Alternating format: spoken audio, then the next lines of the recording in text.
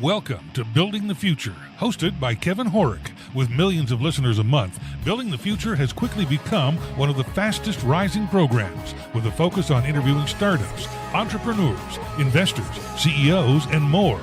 The radio and TV show airs in 15 markets across the globe, including Silicon Valley. For full showtimes, past episodes, or to sponsor the show, please visit buildingthefutureshow.com.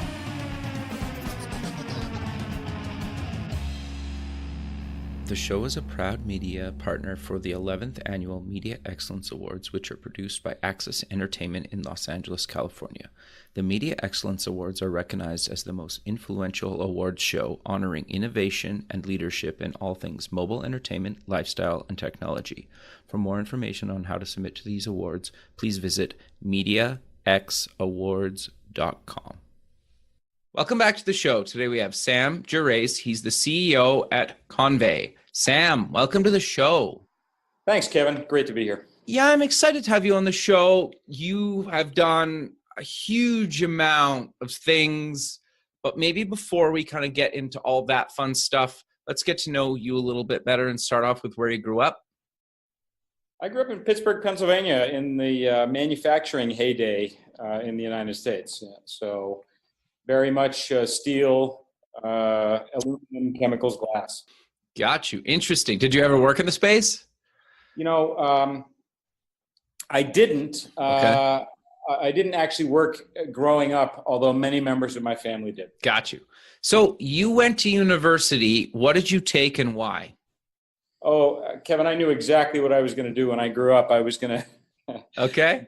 do an MD, PhD, and go into medical research. Okay. What got you passionate about that as a child or growing up? I loved science. Okay. And my family has always had a sort of community orientation. So I thought medicine might be a great way to combine science and working in the community. Okay.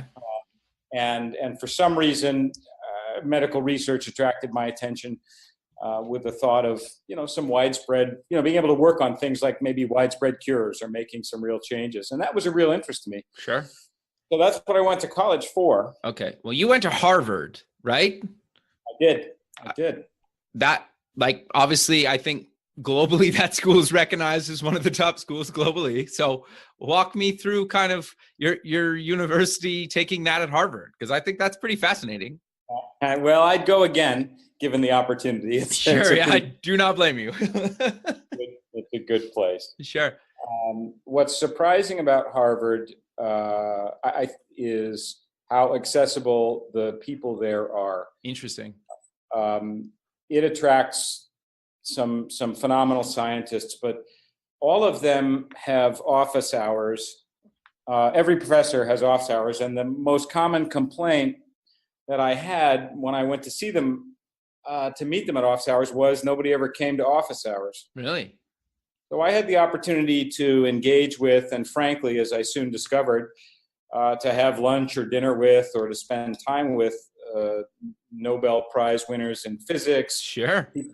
People like Frank Westheimer. The Westheimer equation is in every chemistry book, So Harvard was a great place. Sure. And it let me meet people who were doing groundbreaking things in their fields.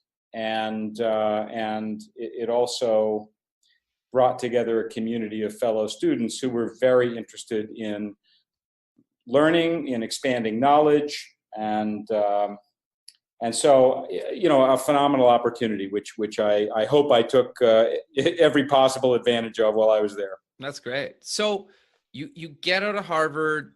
Walk me through kind of your career, some highlights along the way, because you've done a ton of stuff, and then you ended up getting an MBA, correct?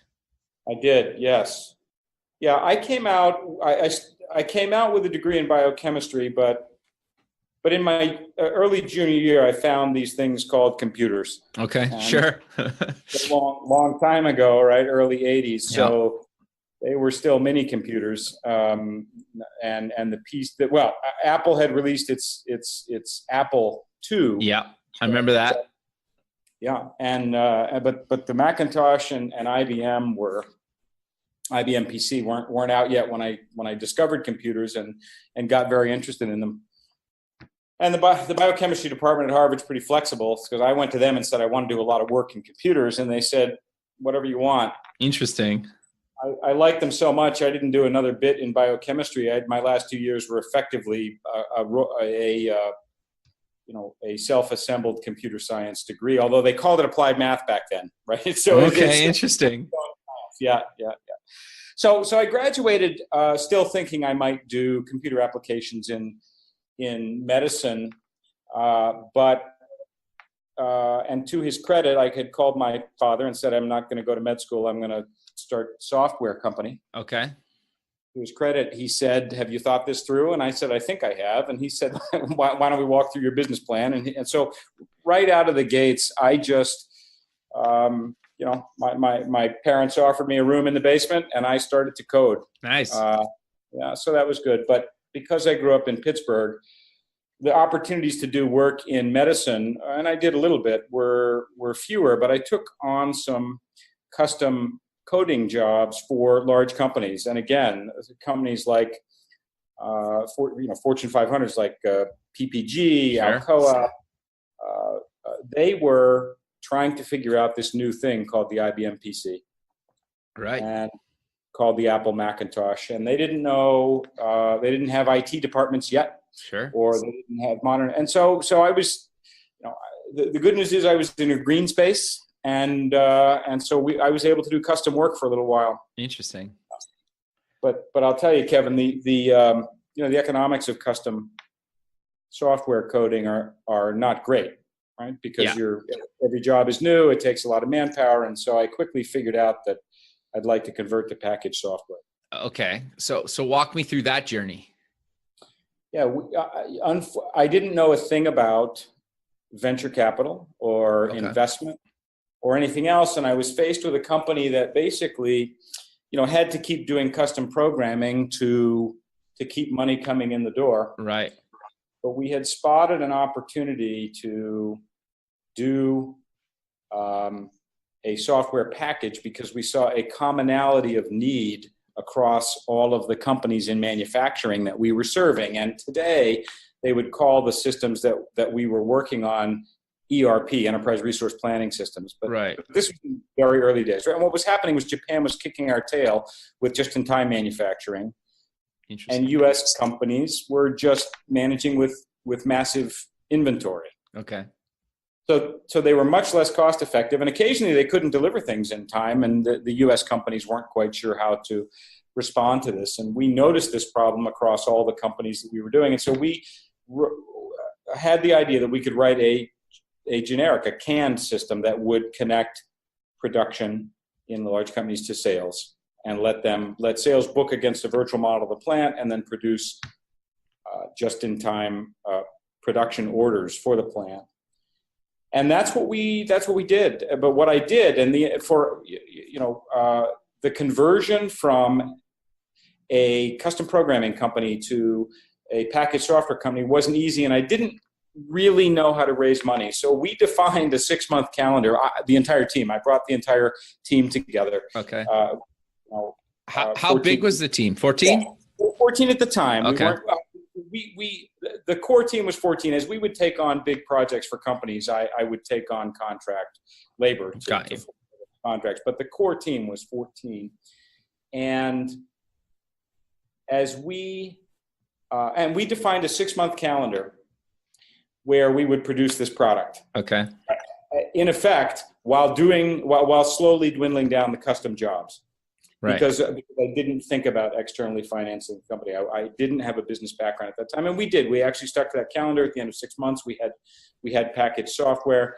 Starting a few months from the end of, prior to that deadline, I had started to go out and sell it. And so we made a transition to packaged software. And that was frankly a lucky thing. And it was painful enough that I decided I'd better learn a little bit about external investment if I ever did it. Sure. Well, but I think that's good advice. I think a lot of companies actually fund their startup or their company by doing kind of client work. A lot of companies won't talk about that today, but but like, it's fascinating you were doing it back then. And I still think a lot of companies do it now and they just don't talk about it as much. Well, and you can't be, first of all, it's nothing to be embarrassed about. No, totally not. And second of all, it's incredibly useful as a discovery. In effect, someone is paying you for discovery. Totally. Right? Without giving up equity. Exactly. Like, that's right. Yeah. That's exactly right. So not a bad way to go, at least for us. And that one worked out well. Sure. So what I've been lucky to do since then, as I said, I'm a scientist by degree, so I like to look at things and analyze them. And other than realizing it might have been useful to take external investment, it would have reduced our risk and maybe let us accelerate. I had very much enjoyed the process of understanding the true needs of an industry, developing software, selling that software into enterprise. And so I've had the good fortune to start, grow, and sell or take public 3 companies after that first one, since that first one, and we just started number 5. So it's been a fun ride. All have been software companies, and all have been enterprise software companies. Sure. So just before we kind of get into what you're working on now, like most people like have a hard time and not like getting one company, to be successful. You've had a handful of them. What advice do you kind of give people that are looking to, obviously have one company become successful that maybe you wish you would have known earlier on in your career? Yeah. The older I get, the more help I ask for. Interesting. Which might seem to be the opposite of I think it's the opposite of what people expect. Sure. But what I have discovered over the years that unless someone is my direct competitor, they're generally willing to pick up the phone, and they're generally willing to share their knowledge and best practices just for the benefit of the general business community or local regional economy or whatever connects me to them, right?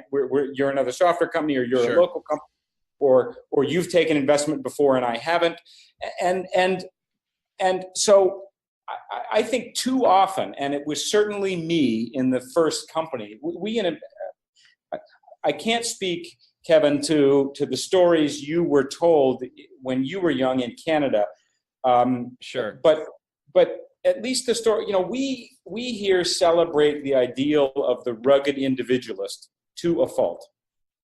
Interesting. The ethos of America is that person did it. And as well as I do, nobody ever did anything by themselves. Totally. And if they do, they're lying. Or if they claim they did, they're lying. Exactly. Yeah. Exactly. Fair enough. Even if we're just talking about wisdom gained over the dinner table. My dad was an attorney. He's now retired. And, the sage advice I got, don't promote your attorney to a role that they're not qualified for. Many attorneys don't understand business, right? You are responsible for the business deal. Sam, do that, right? And then relegate your attorney to the job of translating the deal that you really understand well into the arcane language of law. If you do that, you won't be in a position where the attorney protects you out of business, right? Or prevents a business deal from being done. Just even little bits like that are so helpful. So nobody does anything alone. And I think the best piece of advice that I could give, if it's worth anything, is really don't hesitate to reach out in an area that, first of all, don't hesitate to admit you don't know something. Sure. And reach out and ask people who have been there before. I find people very generous with their time.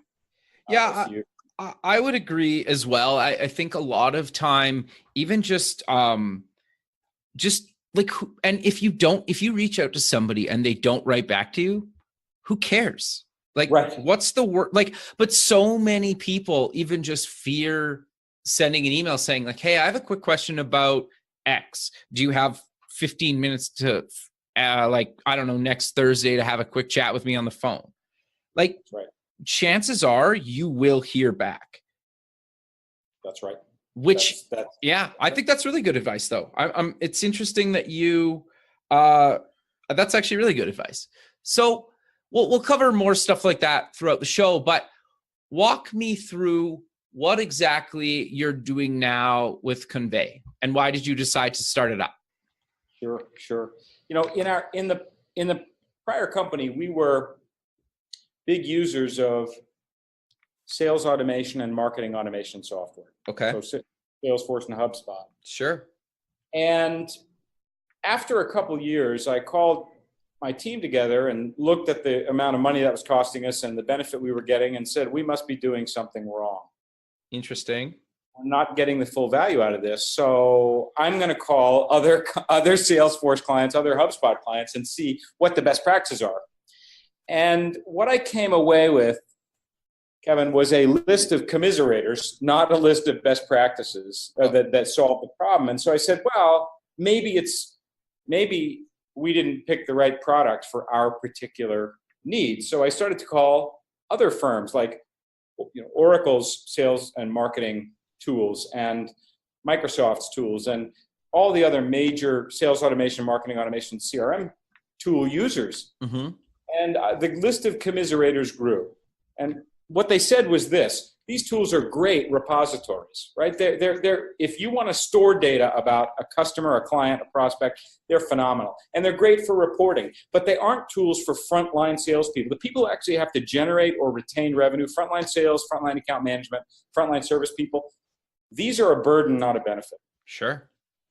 And because of that, the back office complains that 30% of the information that should get entered into those systems gets entered. Study after study shows that if I meet you and I'm a salesperson, mm-hmm. I will do the socially appropriate thing and exchange business cards. But if I think that you are going to affect my commission this month, your card will win my front pocket. Sure. And if I don't, your card will win my back pocket.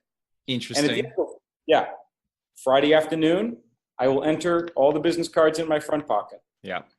And I will discard the ones in my back pocket. And the problem there is, in this age of automate, we have some astonishingly capable marketing automation and sales automation tools. And the point of all the cards in the back pocket is that even if Kevin is not a mature prospect right now, I should start him on an automatic drip campaign that feeds him information over time that's relevant to whoever he is, and then sends an occasional request for interaction.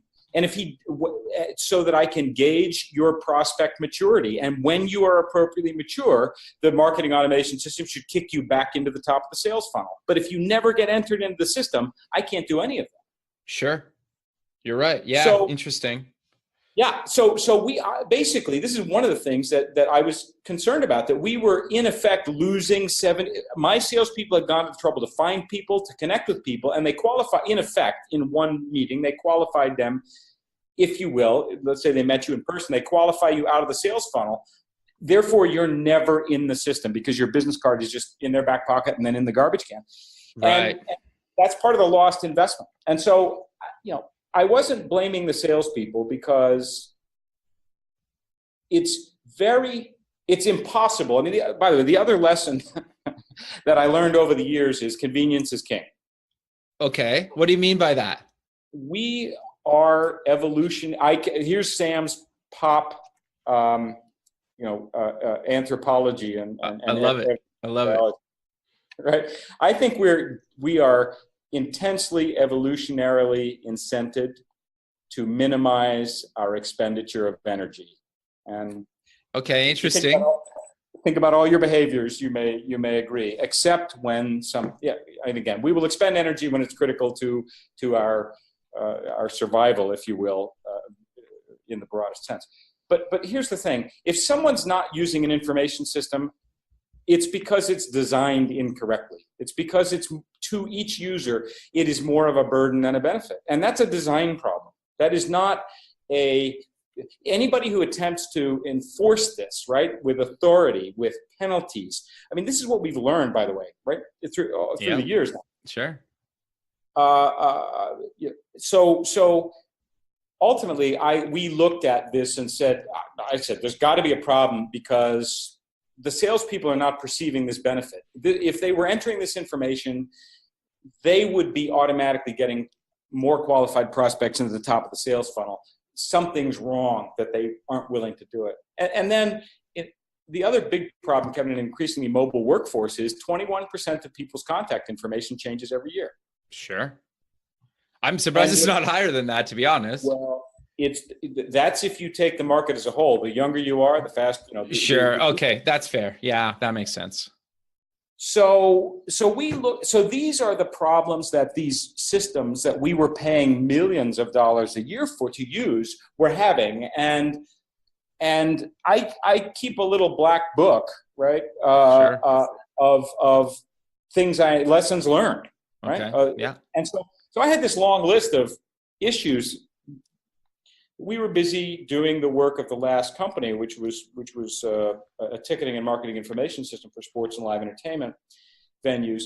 And but we never found a good solution to that problem. And so we sold that company, and I spent a little while looking back at the problems that I saw in the marketplace.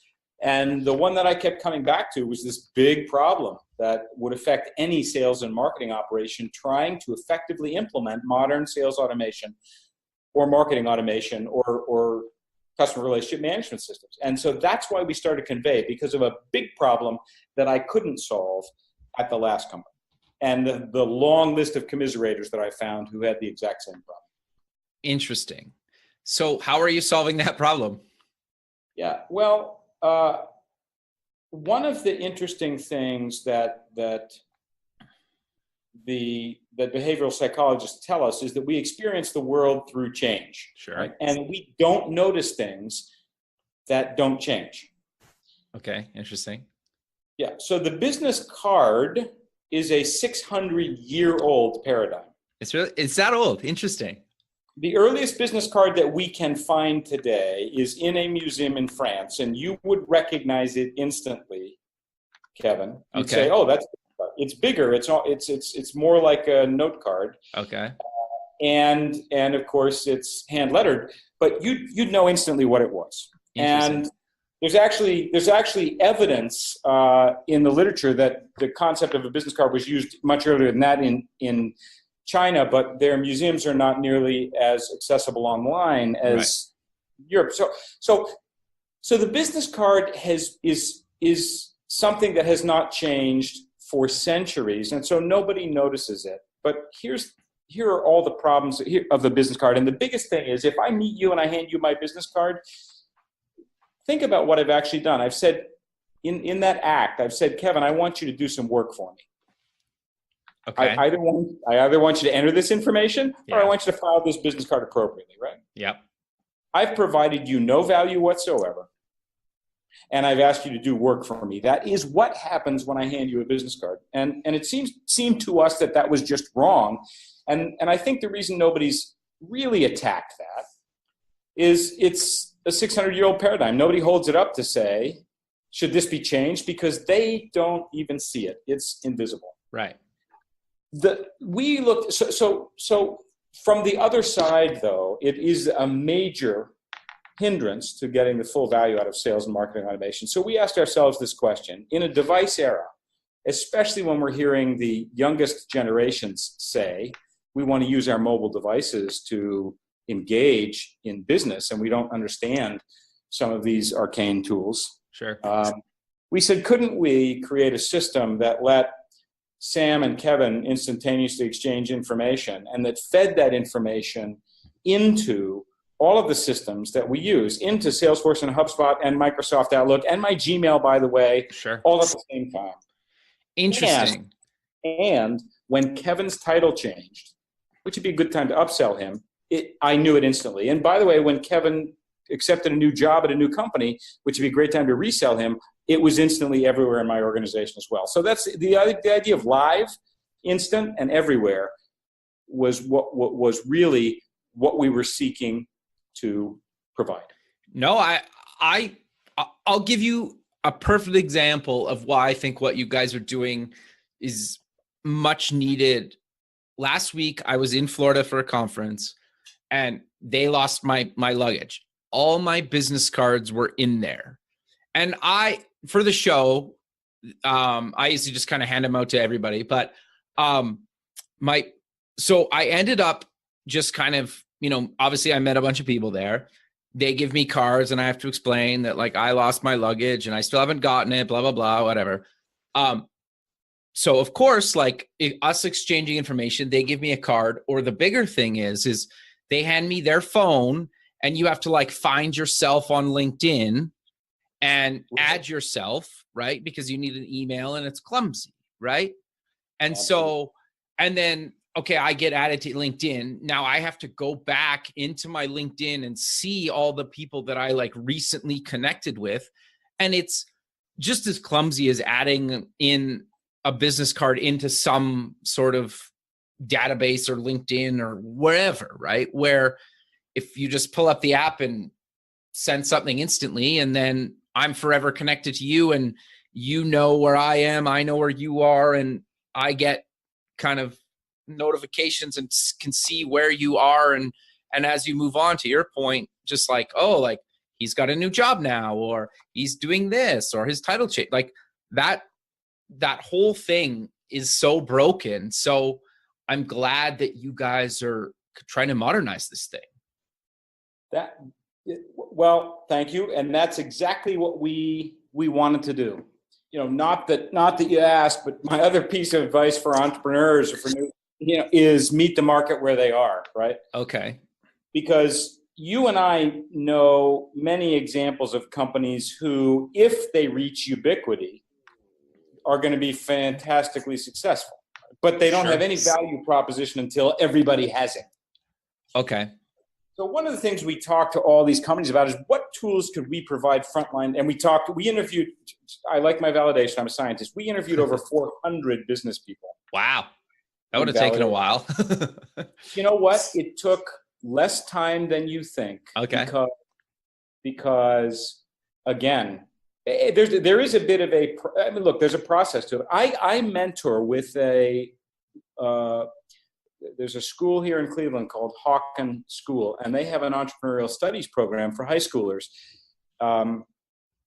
And these high schoolers, for the final 4 weeks of the course, in effect, go out and they're charged with creating their own business plan. And at the very end, they present it in front of professionals, this business they've created. And they've spent the whole semester understanding these things and preparing. But when I say go out and create a real thing, they're not supposed to invent a business plan out of their head, sort of as if. They have to do validation. And I will watch these students do 100, teams of 3 or 4, do 150 interviews in 3 days. Interesting. Okay. So it's not hard, but you have to decide that hundreds of, the validation from hundreds of people is important, and you have to set yourself up to do it. Like you were just at a conference. It would be really smart to go to a conference and to say that if there is such a conference that has a group of people who would fit into your target audience, and set yourself up an agenda. I'm not going to the conference for any other reason than to do, 15 interviews, in a day. Totally. And I'm going to spend or something like that. Yeah. That kind of.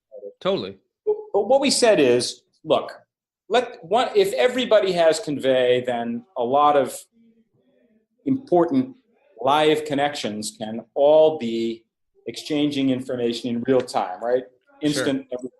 But what value could I provide a salesperson who wants to try Convey for the first time and is meeting you who you don't have Convey yet? Sure. And there are a couple things. You can create your persona in Convey, and you can send it to someone. I say, hey, Kevin, can I send you my information so you don't have to enter it? Sure, which is extremely useful. Yes, and so salespeople love it because they're doing they feel like they're doing the prospect of a favor, and the prospect feels like the salesperson's doing them a favor. Sure. And they can text so Convey lets you create a fully branded persona. Think of it like a business card, except it's much richer than a business card. It can have your social handles and a variety of other information on it. But fundamentally, you can create a persona and then you can just give it to people with via text or email. Just send it out via text or email. And what's interesting, Kevin, in both B2B and B2C situations, if I approach you and we're engaged in a sales discussion, I say, Kevin, let me send you my information. You say, sure. And I say, may I have your mobile number? You say, yes. And you give it to me, right? So sure. I have typed in Kevin Horek and your mobile number, and I have that. And so in the exchange, as I send you my information, I get yours in order to be able to send it.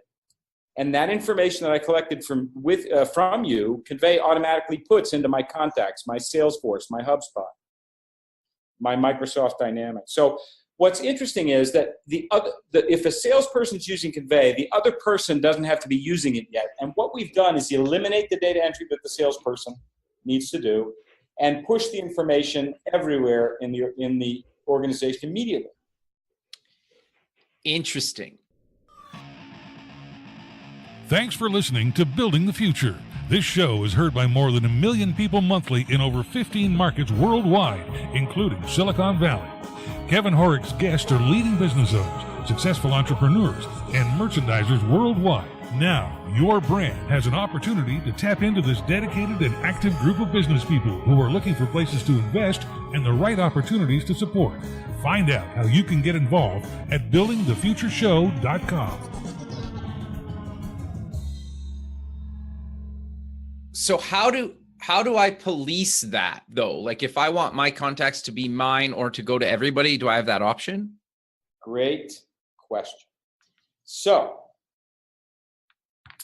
we have these sets of options. There are a set of free Convey tools for salespeople, right? Like Dropbox, like Slack. Sure. Our model is bottom up and top down. So we have a free set of tools that are surfaced through the Convey apps. Okay.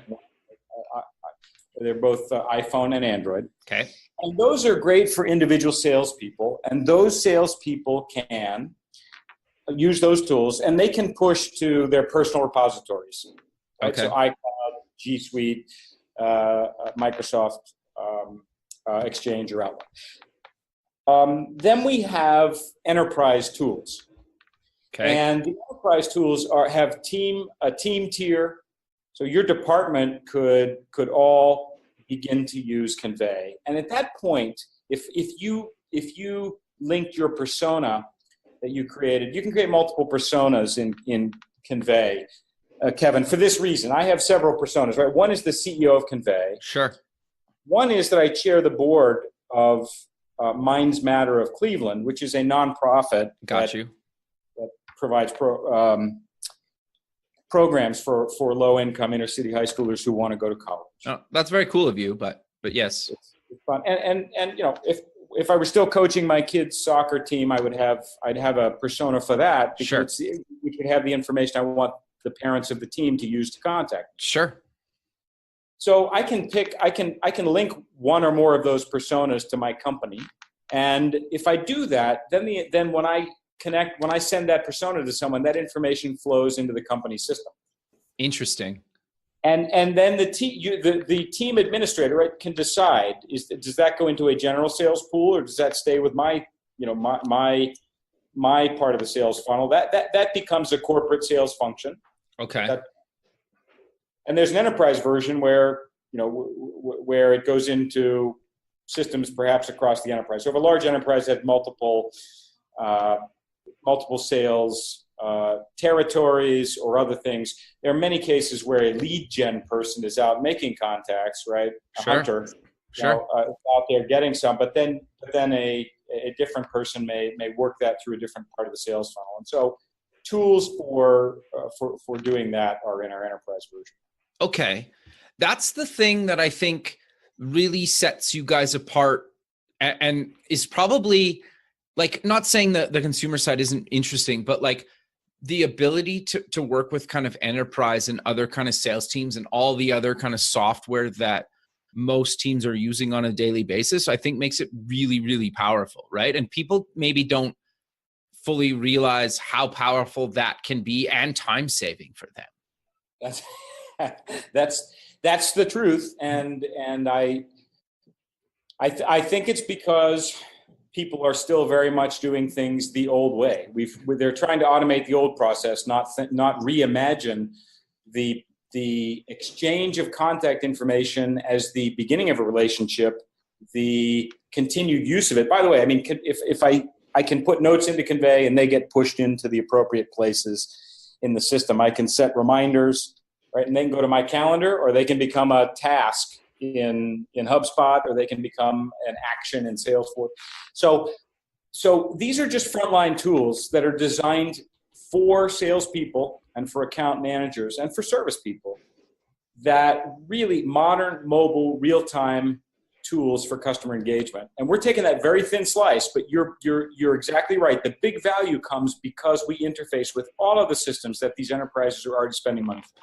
So I guess just to make sure that people fully understand, if like me and you meet at, I don't know, a conference, and you have the app, I don't have the app, walk me through how I go from, getting the info to either deciding to get the app or not, and then how you go back and actually use it throughout kind of your sales suite of tools or your kind of internal tools.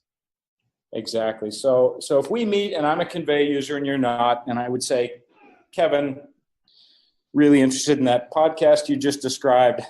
Sure. No, totally. Yeah. Okay. Sure. Let's connect. Yeah. Right? Let's connect. And I would say, can I save you the trouble of entering my information? And I would ask you for your mobile number. Okay. Or your email, whatever you prefer. Sure. And I would send you my persona. And I do that by entering your mobile number and your name. Okay. And and any other notes I have, I could enter right there, right? I could either type them or I could dictate them on the fly and say, hey, Kevin's incredible chief design officer in Canada. He's got a great podcast. We should connect on it.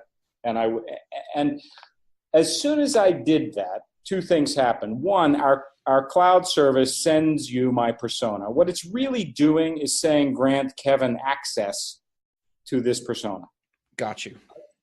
So you would get it in a one-click and save format. You'd get it via text. You'd get it via email. For the more technical listeners, you're getting what amounts to a V-card. Sure. Which you can save to your contacts. But what also comes with that is a little note that says, hey, why don't you connect back with Sam with a live link so you guys never lose touch? And if you choose to click on that link, you can create your Convey persona. Gotcha. And share it back with me. Then we're live connected forever. Sure. Any change I have, you get. Any change you have, I get. Got you.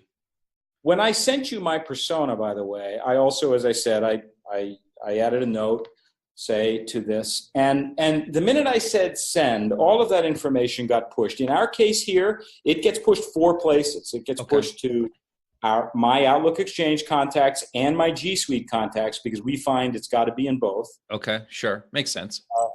And it gets pushed to our marketing and sales automation platform, which, right, to Salesforce, to HubSpot. And the HubSpot push automatically triggers an outbound. I don't have to come home and say, Kevin, it was great to see you. Okay. Today. Because that takes a ton of time too, right? Yes. Taken care of, because the information was instantly everywhere. And by the way, it gets to you while I'm still in your mind share. You remember me because the email came in quickly, not because I entered this 3 days later on Friday. Yeah. Interesting.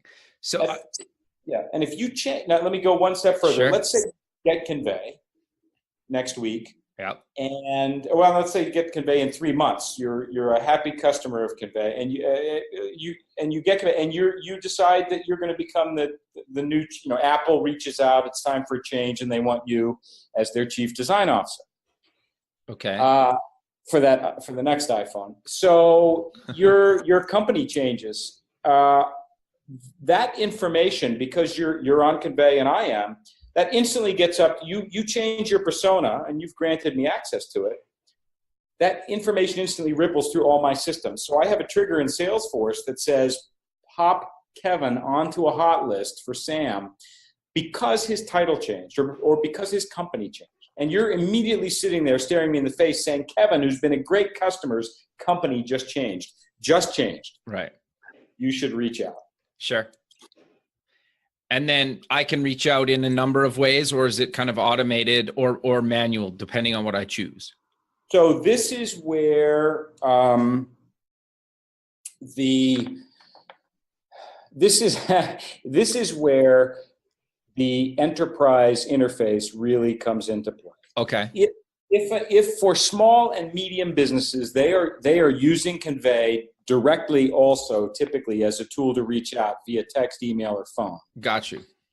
For mid and large enterprises, they often have initiate an automated campaign to reach out, and that's personalized, and that then triggers, say, a direct outreach from me. So if your title changes, you may get a personalized email from me saying, Kevin, congratulations on the role change.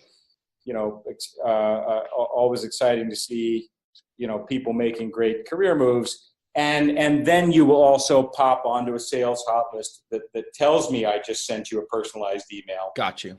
And suggests I call you. And this then becomes very specific to the company and the way they use their automation platforms. I got you. So for the enterprise version, is there a web version, or do I do all this from my phone? Right. So today, the enterprise versions are surfaced through our app, and then through, by the way, the automation tools that we integrate with. Right. Okay. But you're astute in that question, and so we do have a whole web interface coming out. Okay. Makes sense, right? Like to have the option, I suppose. Like most people these days have a laptop or desktop as well. That's right. Although surprising statistic came out, right, that starting last year, the amount of time a corporate user spent in front of a device screen surpassed the amount of time the average corporate user spent in front of a computer screen. And I'm not talking about general, I'm talking about for business purposes. Yeah, I could see that actually. Like just especially if you travel, right? Like how many times you just it's easier to pull out your iPad or your iPhone or Android phone or something and just start using it, right? That's right. Yeah, that's interesting. Right. So the curious thing to me, I guess, is you spend a ton of time doing research kind of at the beginning to build the thing. How do you guys kind of keep up that research? And then how do you decide what actually makes it into future versions of the product?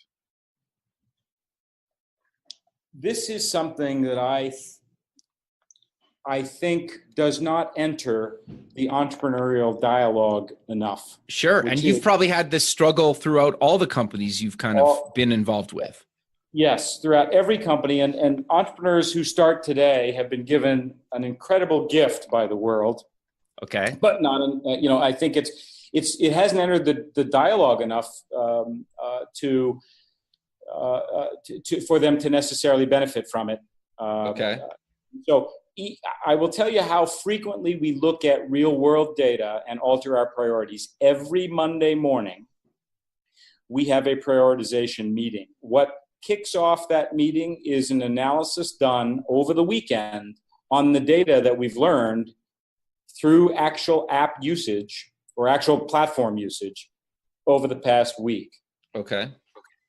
So and by the way, over the history of the platform. So let me give you a specific example. We launched Convey on an entirely B2B value hypothesis. We expected that our clients would be B2B companies. Okay. Because B2B companies were the ones in our mind that got the most value out of tools that would help them create, sustain, and monetize relationships over the long term. And fundamentally, that's what Convey helps people do. Sure.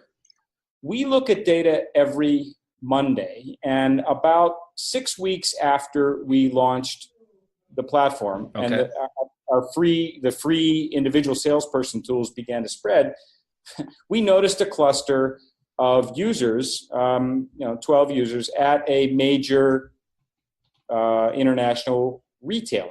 Very cool. Okay. Now, this is not like Target or Walmart, but a retailer that has what's called in the business customer continuity, right? You would interact with the salesperson at this retailer, right? Sure. And a week later, we noticed a couple other clusters. One was in one was in clothing and merchandise, and then one was in consumer electronics and devices, and one was in furniture. Okay. Home furnishings. And so now we started to see little clusters, and these were curious to us.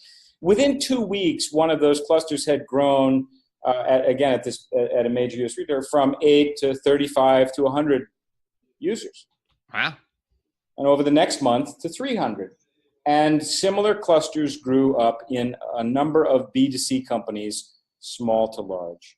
So 4 weeks after this all started, we discovered these clusters, we reached out to some of these users, and we identified a second major value hypothesis, which is for any business engaged in, and the new word for it is clienteling, right? Sure. The idea that there is a very useful combination of human and automated interaction in B2C transactions. And so within 4 weeks, we'd noticed a trend. We reached out to do some additional validation. And within 8 weeks, we had added to our engineering cycle several features that audience identified for us that would help them improve what they do. And so, within 2 months, we had, for example, at the largest cluster, we had 600 users at that major retailer that I referred to. And part of that was because we had responded within 4 weeks and started to add some functionality that was useful to that entire audience. So what I would say is that the gift that the world has given us is the ability to do real-time instrumentation of an app. We know who's using it. We know what they're using it for. We know how often they're using it. And through that platform, I don't just mean app as app on the phone. Unfortunately, I'm now referring to everything as an app. But through our entire platform, we can reach out to our users. And we have found them to be incredibly responsive if we're asking them a relevant question. Not, hey, would you rate this? Right? 5 stars or not? Sure. Right? Reach out and say, we've noticed that you most often do the following thing. Right? Okay. Is it efficient for you to do that, or is there something that would make it easier? And if we open the dialogue that way, they will say, well, that's okay, but this other thing would add an incredible amount of value. And so if you instrument your application, and if you reach out to your users with a genuine desire to enhance it, and you pay attention to that data, the market will tell you where to spend your money, and you'll never spend $1 on a line of code that doesn't generate market value. Interesting. No, I think that's really good advice. So did you self-fund this, or did you raise some money, or walk me through that? Well, since that first company, which was painful as we converted it, I decided to learn a little bit about how companies get the appropriate startup capital. And so while I have been the first capital into each of my companies, all but the first, we've raised external capital, and it's typically been institutional capital that we raise, right? VC, venture capital. And so for Convey, I and one of the other founders did the first round, and then we just raised a round of capital. Okay, very cool. That's great. So where do you without giving away everything you guys are working on, like where do you see the space or what you guys are doing going? Yeah. So ultimately, the paradigm will totally shift such that, right now, I would guess, Kevin, that you maintain a persona in many places, and you just told me you carry around your persona on paper to give out at conferences. Sure. And that's a pain because that information's static the minute it's printed. Yep. So the paradigm really needs to shift to where Kevin maintains his persona in a single place, and every other system, right? Every other system, whether it's LinkedIn or whether it's the way you want to express your persona on Instagram or anywhere else. The key information by Kevin, about Kevin, that Kevin wants certain people to know through systems, either through systems like Instagram or direct for people who connect with you, you should maintain that in one place. Yep. And that should be, right? And so that's where we're going. We would like Convey to be the system that you use to maintain your personas, to connect your personas where you want them to connect and grant access to people, right, to those personas, and to, by the way, get access to the people with whom you're trying to maintain a relationship with and get access to that. And that's where we see the world going. And ultimately, it's not a difficult thing to see that this probably ends up with us also adding the authentic record of your persona to the blockchain. Interesting. Okay. Because some of the people you're going to grant access to are commercial entities, and there are regulations about that, like GDPR in Europe, like right. Yeah. Like by the way, the very well crafted Canadian legislation. I thought that, I think Canada waited a while, watched some of the mistakes that other countries made, and some of the legislation that you guys just passed was very well crafted. Yeah, it was interesting.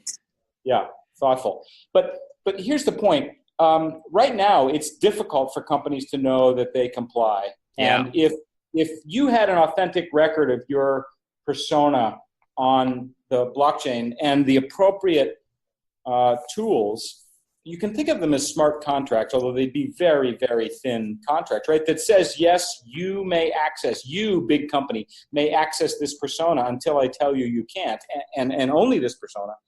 That's where we think this eventually goes. Sure. I agree. I 100% agree. And the one thing, before I forget about it, to kind of cut you off, is like, the thing that I really realized this time at this conference was not having physical business cards didn't matter at all. Like it was kind of a really big, because I've always hated them. I never carry them. Like if somebody asked me for one, like if you asked me for one right now, well, I'm at my desk at work, but like traditionally, like I never carry them, like because I just like it's never happens, never use them. But I always tried, at least for the show, just to give somebody like a physical business card about the show. But this was the first time that it was like, it just didn't matter. Like it was almost an inconvenience to have them. And a lot of people didn't have them. Mm-hmm. Yes. And we found that over 30% of those 400 business people that we interviewed were they said, we don't like to carry business cards anymore. But what they were trying to do is quickly text you or email you their number, but their number only. It came without context. It came without formatting. It came without branding. Yep. And it was incomplete. So, that's not a good solution either. So, you're solving that problem. Exactly. And free for use, for that basic use, Convey's free for everybody. Very cool. So then I know you quickly covered this, but what is the cost for kind of the upgraded kind of version? You call it a power pack. Right. Yeah. Right. Well, there are a few things. Right. So in the app, so what's interesting is that some of the features that we wanted to enable for enterprise, salespeople were saying to us, look, even if my enterprise doesn't use it, these features are commission enhancing. Could we just pay for them individually, even if the company doesn't use it? So we pushed some of those features through the app in what's called a power pack. Okay. And it's, it's pretty inexpensive at $4.99 a month. It's got some enhancing features that lets you sync it to your personal repositories and create reminders and all of those things. And then we have a team version for, team seats for if an enterprise wants to engage and enterprise seats. So it's a tiered enterprise product. Sure. Because I think, to be 100% honest with you, part of the problem was with some of this stuff is like people build these free apps and then have no way to monetize them, right? Where you guys are building something that you are making a real business out of, right? And that's the thing that blows me away by the whole startup space is like, if you and I set up a retail store physically somewhere in the globe, if we're not generating income almost day one, we're going to shut down eventually. Where that same business does not apply online to some people. Like, and don't get me wrong, like there is businesses that their business model is to sell to Google, Amazon, Apple, Facebook, it doesn't matter.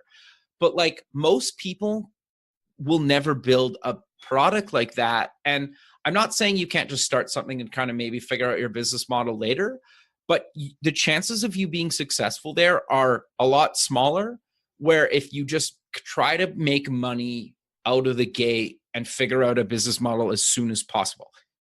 Is that, in your experience, do you agree with that? Do you disagree with that? Look, I absolutely agree with it. One of the reasons that the market, in effect, gave permission to people not to figure it out is because venture capital evolved in a day when we didn't have the internet. Sure.